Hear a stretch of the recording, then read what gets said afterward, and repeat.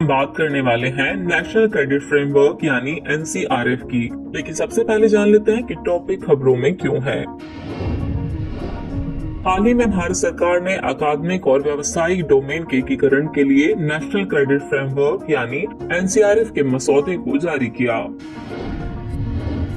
चलिए जानते हैं नेशनल क्रेडिट फ्रेमवर्क यानी एनसीआरएफ के बारे में।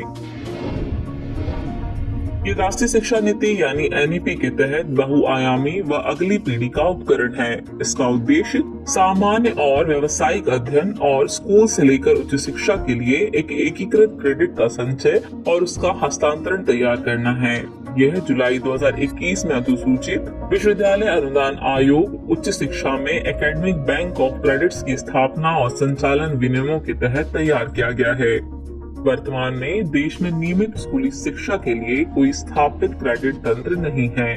केवल राष्ट्रीय मुक्त विद्यालय शिक्षण संस्थान यानी NIOS क्रेडिट प्रणाली का अनुसरण करता है। एनसीआरएफ कक्षा 5 से ही क्रेडिट स्तर का प्रस्ताव करता है। प्रत्येक लर्निंग ईयर के लिए क्रेडिट स्तर में 0.5 की वृद्धि होगी। यह स्कूली शिक्षा, उच्च शिक्षा और व्यावसायिक व कौशल शिक्षा के माध्यम से अर्जित क्रेडिट को एकीकृत करेगा। इसमें निम्नलिखित को भी शामिल किया जाएगा: राष्ट्रीय उच्च शिक्षा योग्यता फ्रेमवर्क, राष्ट्रीय कौशल योग्यता फ्रेमवर्क और राष्ट्रीय स्कूल शिक्षा योग्यता फ्रेमवर्क। यूजीसी के विनियमों के अनुसार क्रेडिट अधिकतम 7 सालों के लिए वैध रहेंगे।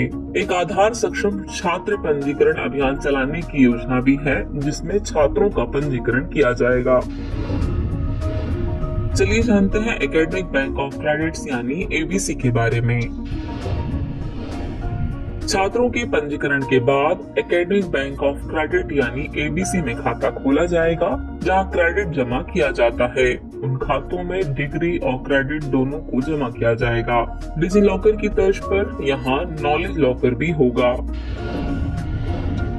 चलिए इस टॉपिक से रिलेटेड अभ्यास प्रश्न को भी देख लेते हैं। नेशनल क्रेडिट फ्रेमवर्क यानी एनसीआरएफ के संबंध में निम्नलिखित कथनों पर विचार करें। कथन 1 है, ये राष्ट्रीय शिक्षा नीति के तहत एक बहुआयामी उपकरण है।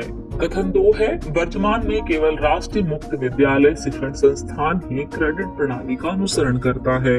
उपरोक्त में से कौन सा या कौन से कथन सही है या फिर है केवल 1, केवल 2, 1 और 2 दोनों और न तो 1 न ही 2। तो व्यूअर्स इस प्रश्न का जवाब कमेंट बॉक्स में देना ना भूलें। जल्दी मिलते हैं नए एपिसोड में नए टॉपिक के साथ।